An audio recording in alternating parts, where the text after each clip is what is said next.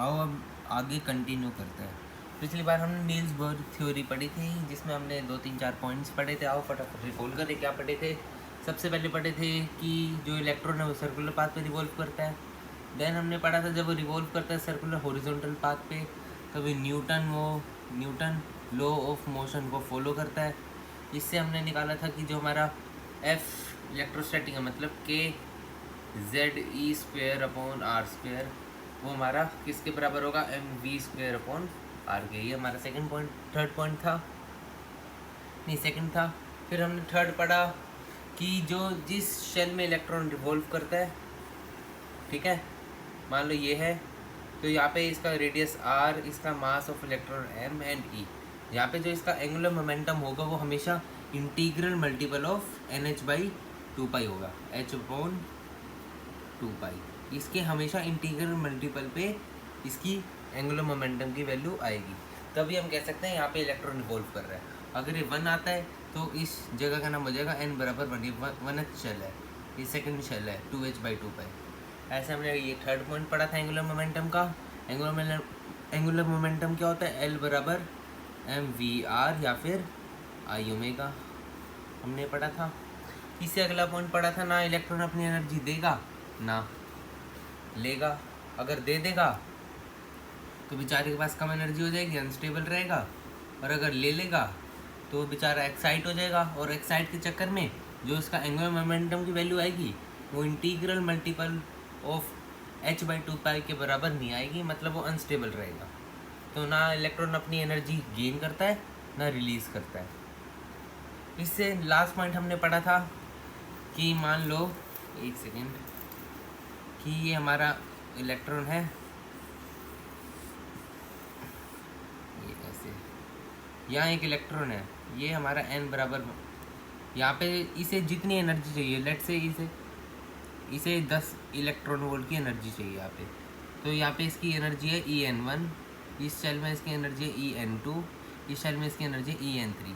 En1 की value 10 electron, इसकी 20 electron volt है, इसकी 30।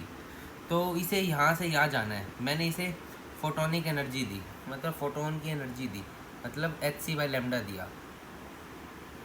तो इसे यहाँ से यहाँ जाना है तो कितनी एनर्जी का चेंज चाहिए इसे, En2 माइनस En1, मतलब 20 electron volt minus 10 electron volt. इतनी एनर्जी का इसे चेंज चाहिए कि ये यहाँ से यहाँ पहुँच जाए, और इसे यहाँ से यहाँ जाना हो तब भी इतनी एनर्जी का चेंज चाहिए।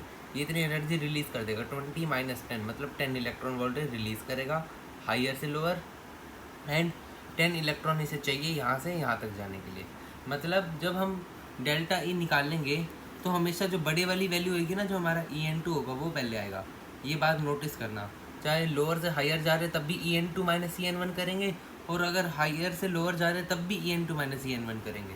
ये बहुत इंपॉर्टेंट बात है, आप भी इस पर न्यूमेरिकल करेंगे ढेर सारे, ठीक है।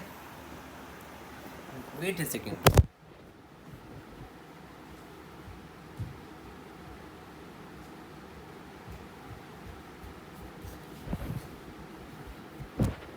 Sorry for the interruption.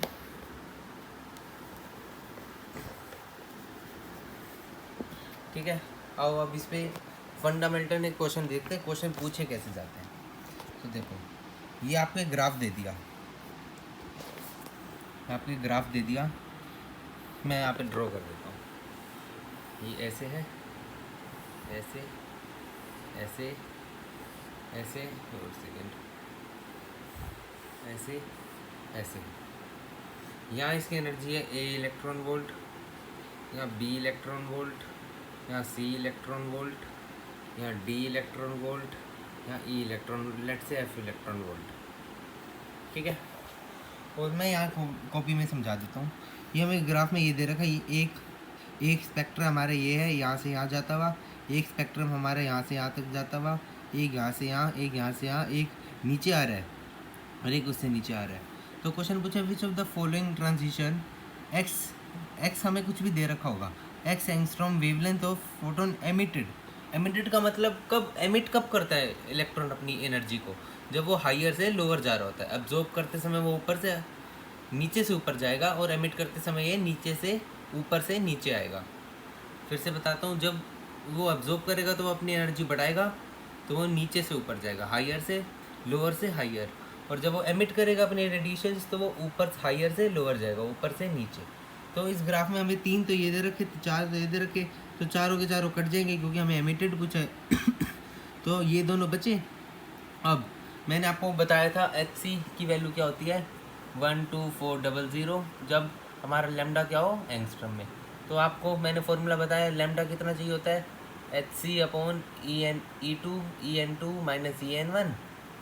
अब मान लो यहाँ पे आपको वैल्यू दे रखी होगी, यहाँ पे x की वैल्यू होगी, तो आप इसका निकालना, जो x आएगा उसका आंसर हो जाएगा। ये अभी क्वेश्चन वैसे था कि क्वेश्चन आते कैसे हैं। अब रियल क्वेश्चन पे चलते हैं। वेट अ सेकेंड, बिल्कुल आसान है मॉडर्न फिजिक्स, बिल्कुल टफ नहीं है। आओ जेई मेन 2017 का एक क्वेश्चन करें। क्वेश्चन मैं इसे ड्रॉ करके समझाऊंगा। क्वेश्चन, वेट ए सेकेंड, बहुत इजी क्वेश्चन, बहुत नकली क्वेश्चन। क्वेश्चन क्या कह रहा है, क्वेश्चन क्या कह रहा है क्वेश्चन। अच्छा ये ऐसे है, ये -e है, ये -4e/3 है, और ये -2e है, एंड ये -3e है। ठीक है, अब रेशो में ये यहाँ से लेके यहाँ तक का λ1 है, λ2, और यहाँ से लेके यहाँ तक क्या है, λ1। देखो क्वेश्चन में आपको एक ऐसा कुछ ग्राफ दे रखा है, एनर्जी ग्राफ है। एक हमारा स्पेक्ट्रा ये है कि वो -e एनर्जी से -4e/3, मतलब ये अपनी एनर्जी एमिट कर रहा है, ये वाला, ठीक है, λ2 वाला, और ये एनर्जी भी अपनी एमिट कर रहा है। तो हमसे पूछा है λ1/λ2 का रेशो बता दो। अब मैंने आपको लैम्डा का फॉर्मूला बताया, λ1 निकालते आ जाओ, HC/EN2। EN2 हमारा ये होगा ऊपर वाला, तो EN2 हो गया हमारा -e माइनस EN1। EN1 इसके लिए क्या है, -4e/3, तो -4e/3, ये हो गया λ1 की इक्वेशन। ऐसे सेम λ2 की निकालो, λ2 बराबर नहीं, ये λ2 की थी, सॉरी ये λ2 की थी। अब λ1 की निकालो, वही आएगा ऊपर, तो HC आएगा, ये तो कांस्टेंट है।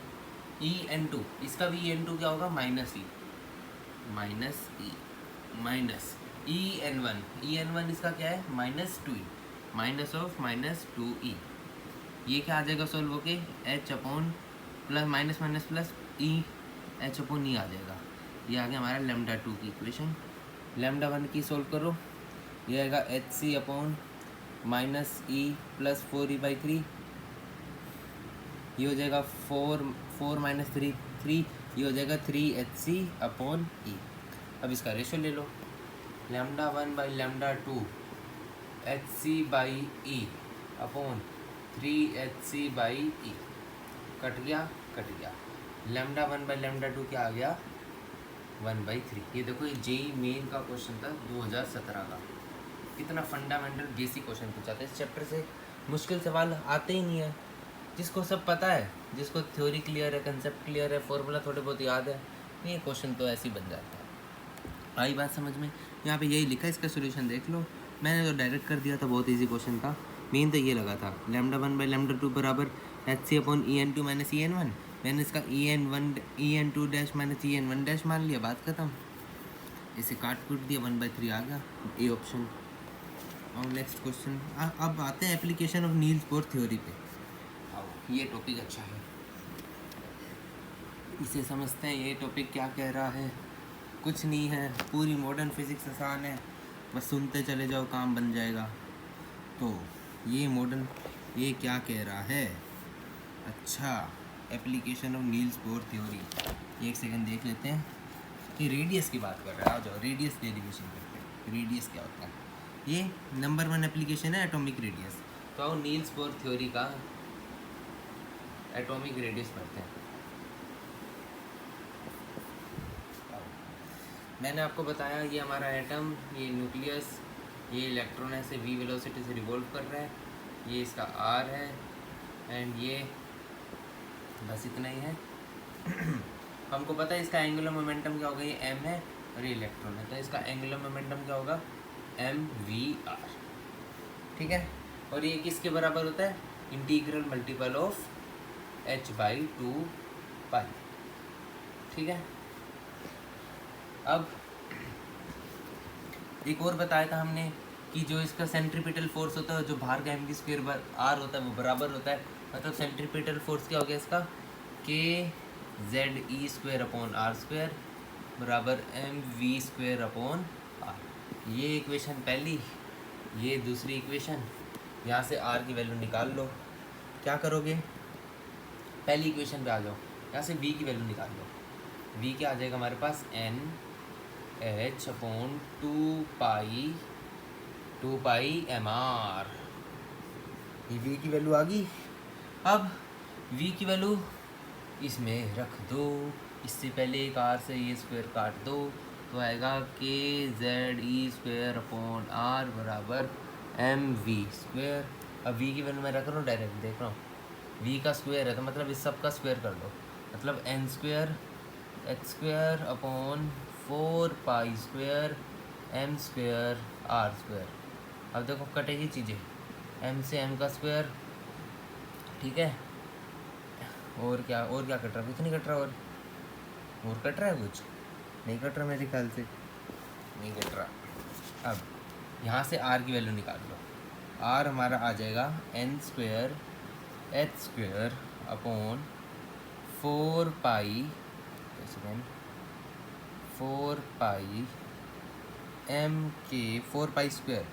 mk ये हमारी r की वैल्यू आ गई।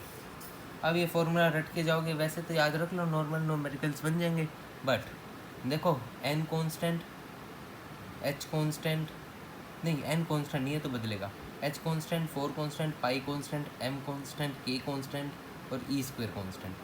जब हम ये सारे कांस्टेंट की इनकी वैल्यूज़ रखेंगे, मान लो चलो वैल्यूज़ रखेंगे, उसका रिजल्ट बाद में बताऊंगा। ये तो सारी कांस्टेंट है, मतलब r का इनसे तो कोई लेना देना है नहीं, तो r का किससे लेना देना बचा, r यहाँ से हमें पता चला r प्रोपोर्शनल टू n² और नीचे क्या बचा, z। ये हमारे पास बहुत इंपॉर्टेंट रिजल्ट आ गया। यहाँ से हम लिख सकते हैं r1/r2, वही जो हमने कल किया था ना, number of scattered alpha particles में जैसे रिजल्ट पड़ा था, ये आएगा n1/n2 का होल स्क्वायर इंटू z2/z। ये आ गया हमारा r रेडियस का। इस पर भी न्यूमेरिकल्स करेंगे, अभी देखना कैसे समाएंगे। एंड एक और बात, जब हम इन सारे कॉन्स्टेंट्स की वैल्यूज़ रखेंगे तो हमारी r की एक्सप्रेशन आ जाएगी r बराबर 0.529 angstrom into n²/z। Direct formula radius of nth orbit निकालने का, z एटॉमिक नंबर, n हमारा वो कौन से शेल का वो हमें निकालना है, कौन से ऑर्बिट का निकालना है, उसकी वैल्यू रखो। कौन सा ऑर्बिट, इसे हम इसमें इस चैप्टर में इसे कहेंगे बोर ऑर्बिट, क्योंकि नील्स बोर ने किया था तो उसके ऑर्बिट का नाम बोर ऑर्बिट। तो r की सारी कांस्टेंट वैल्यूज़ रखने के बाद क्या आया, r की एक्सप्रेशन r बराबर 0.529 n²/z एंगस्ट्रॉम। इसे याद रखना, ओके। और इस पर एक क्वेश्चन करके दिखाते हैं। ये क्लियर हुआ, कैलकुलेशन ऑफ रेडियस किया हमने। इस पे एक क्वेश्चन हो जाए बढ़िया सा, देखेंगे कितने आसान क्वेश्चन आते हैं। मॉडर्न फिजिक्स नकली है, आसान है, बहुत इजी है, अनपढ़ों को भी समझ आ जाती है। हम तो फिर भी बहुत पढ़े लिखे इंसान हैं। अब आओ, क्वेश्चन कह रहे हैं if atomic radius of third Bohr orbit, BO लिखूंगा मैं इसे, ठीक है, is of helium +2 atom is r0, ठीक है। Then find the atomic radius of second Bohr orbit of hydrogen atom, H atom. वही फॉर्मूला लगाना r1/r2। देखो क्या क्या दे रखा है हमें, r1 दे रखा है हमारे पास r0, z की वैल्यू दे रखी है, हीलियम है तो 2 एंड z1, z2 हमारा हाइड्रोजन है तो 1, और इसका R2 हमें निकालना है। और कौन सा ऑर्बिट है इसका, कौन सा ऑर्बिट था, थर्ड बोर ऑर्बिट। तो मतलब हमारा N1 क्या है 3 और हमें इसके सेकंड ऑर्बिट का निकालना है, मतलब N2 की वैल्यू क्या होगी हमारे पास 2।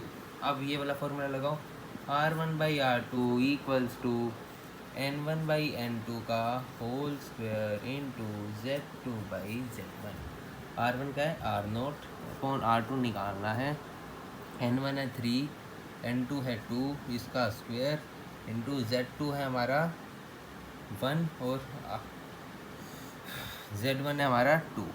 ये हो जाएगा 9/4 इंटू 1/2 बराबर R0/R2। ये आ जाएगा हमारे पास R2 की वैल्यू 8/9 R0। आया समझ में? देखो कितना आसान क्वेश्चन था, ये नीट का क्वेश्चन था, नीट लॉलीपॉप क्वेश्चन। ऐसे लॉलीपॉप पूछेंगे ना नीट हो चाहे जेईई मेन से। एडवांस की अभी बात नहीं करेंगे क्योंकि हमने भी नहीं करा, अभी एडवांस पे आएंगे तो वो भी लॉलीपॉप ही पूछेगा। कंसेप्ट क्लियर रखो, हर चीज़ लॉलीपॉप है, समझे? कंसेप्ट, इंसान का कंसेप्ट जितना स्ट्रॉन्ग होता है क्वेश्चन की औकात नहीं उसके कंसेप्ट से बाहर है। अब मैं आपके सामने एक बहुत नकली सवाल पेश करने जा रहा हूँ, ठीक है? प्लीज़ बेइज्जती मत करना। नीट 2023 का सवाल है, शर्म में नहीं आती नीट को ये सवाल पूछते हुए। ऐसा सवाल मैं आपको बता रहा हूँ CBSE के बोर्ड में भी नहीं आएगा जैसा इस नीट 2023 के सेशन ने पूछ लिया। क्वेश्चन क्या कह रहा था, सबसे inner most atom of hydrogen का हमें रेडियस दे रखा है, inner most radius of hydrogen atom क्या दे रखा है 5.3 इंटू 10⁻⁻11 मीटर। हमसे क्या पूछा है, उसके थर्ड ऑर्बिट का रेडियस बता दो। बेवकूफ़, ये हमें मीटर में दे दिया। बस बच्चे का ये क्वेश्चन बताऊं, ये मॉडर्न फिजिक्स का क्वेश्चन नहीं था, ये बच्चे को देख रहा था, बच्चे को यूनिट कन्वर्जन आता ही नहीं आता। हमने क्या पढ़ा है 1 एंगस्ट्रॉम इक्वल्स टू 10⁻⁻10 मीटर। इसे देख के आपको क्या लग रहा है कितने एंगस्ट्रॉम होगा, ये होगा हमारे पास 0.53 एंगस्ट्रॉम। हाँ 0.53 एंगस्ट्रॉम, ये इतना रेडियस है। और इतना रेडियस इन्होंने क्या रखा, इनर मोस्ट मतलब n इक्वल्स टू 1 का है ये। अब हमें पता है R1/R2 बराबर N1/N2 और Z तो सेम ही है तो उसके काट ही दो। ये Z हम हाइड्रोजन एटम की बात करें तो Z का 1 ही आएगा, तो R1 है हमारे पास 0.53 अपॉन R2। N1 था हमारा 1 और N2 क्या था हमारा, किसका पूछा है थर्ड का होल स्क्वायर। तो R2 क्या आएगा 9 इंटू 0.53, ये हो जाएगा आपके पास 4.77 एंगस्ट्रॉम। ये क्वेश्चन था नीट 2023 का क्वेश्चन, लॉलीपॉप। ऐसा क्वेश्चन CBSE भी नहीं पूछे, नीट वालों ने पूछ लिया, फ्री के 4 नंबर दे दिए। आओ अगला चलते हैं। अब कुछ ग्राफिकल बातें कर लेते हैं कि ग्राफ क्या है, ग्राफ कैसे आएंगे। जो हमने अभी इक्वेशन निकाली R प्रोपोर्शनल टू, इसे मार्कर भी नहीं चल रहा, R प्रोपोर्शनल टू n²/z। अब पहला ग्राफ मैं आपसे पूछ लेता हूँ R वर्सेस n का। अब इसी इक्वेशन से निकाल लो R वर्सेस n का। यहाँ पे आपको क्या दिख रहा है, R है y एक्सिस पर और n है z एक्सिस पर, x एक्सिस पर। तो यहाँ पे हमें दिख रहा है z तो कांस्टेंट है, तो y प्रोपोर्शनल टू x⁻²। 2 क्या है, इवन है। y प्रोपोर्शनल टू x⁻² क्या होता है, पैराबोला। किसने बोला, पैराबोला, पैराबोला होता है। और कौन सा पैराबोला होगा, अपवर्ड पैराबोला। ये बना दिया मैंने ग्राफ। अब देखो अगर मैं इसे बोलूँ कि ये गलत है तो आपको कैसा लगेगा, कहेगा ये मास्टर पागल हो गया है, ऐसी पागल बना रहा है, गलत कैसे हो जाएगा। हमने बचपन में ABCD पढ़ी, ABCD गलत थोड़ी ना होती है। तो y proportional to x² parabola नहीं होता तो और क्या होता है सर, होता है पैराबोला, मान लिया बात। बट ये तो सोचो कभी n इक्वल्स टू 0 होगा, n इक्वल्स टू 0 का कौन सा ऑर्बिट देखा है आपने, बताओ। नील्स बोर आएगा ना ये ग्राफ, अगर आपने उसने आपका ग्राफ देख लिया, वो बेचारा पहले जिंदा मर जाएगा वो, अगर आपने उसने आपका ग्राफ देख लिया। ये एक्चुअली में ये जीरो को टच नहीं करेगा, एन कांट बी जीरो, मतलब ये ग्राफ कुछ ऐसा होगा। समझ आई बात? N not equal to zero, ये कंडीशन है, एन बराबर जीरो का कोई ऑर्बिट ही नहीं होता, तो ग्राफ कैसा होगा? ऐसा। या फिर जीरो पे टच नहीं करना इस लाइन को, वरना टीचर आपको जीरो दे देगा। आई बात समझ में? ये ग्राफ हो गया हमारा आर वर्सेस एन का। अब अगले ग्राफ पे चलते हैं, इसी में चेंज कर देंगे तो पूरा मिटा देते हैं। नेक्स्ट ग्राफ, आओ चलते हैं। क्या है नेक्स्ट ग्राफ? नेक्स्ट ग्राफ मैंने आपसे पूछ लिया, क्या पूछा? आर वर्सेस जेड का ग्राफ। वही रिलेशन लिख दो, r proportional to n square by z. अब आर जेड की बात कर रही है, मतलब एन हमारा कांस्टेंट रहेगा, मतलब अब मैं इसे इधर ले जाऊँ, आर एक्स आर जेड बराबर n square proportional to n square. मैं प्रोपोर्शनलिटी हटाऊँगा तो एक कांस्टेंट आएगा ही, और एन भी हमारा एक कांस्टेंट है, तो एक्स वाई बराबर कांस्टेंट के, तो हमारा ग्राफ कैसा होगा? हाइपरबोला। क्या होगा? हाइपरबोला। ये किसकी सिचुएशन होती है? हाइपरबोला की। ठीक है। Next question, multiple correct question, advance level question graph के ऊपर है। एडवांस आ गया? हाँ आ गया, कुछ नहीं, बिल्कुल नीरा नकली प्रॉब्लम है। आओ, क्वेश्चन में क्या है? log a n by a one. अभी घबराना मत, ए एन ए वन क्या है? अपॉन log एक्स, log क्या है? log एन है, log एन। मैं बताता हूँ ए क्या है, एरिया है यहाँ पे, एरिया। ठीक है। अब क्वेश्चन में क्या रखा है? ये ग्राफ का, बस आपको इस ग्राफ का वो बताना है, ग्राफ कैसा है, फिर उसका स्लोप क्या है, बस उस ग्राफ का जो ग्राफ बनेगा ना उसको बस आपको डिस्क्राइब करना है।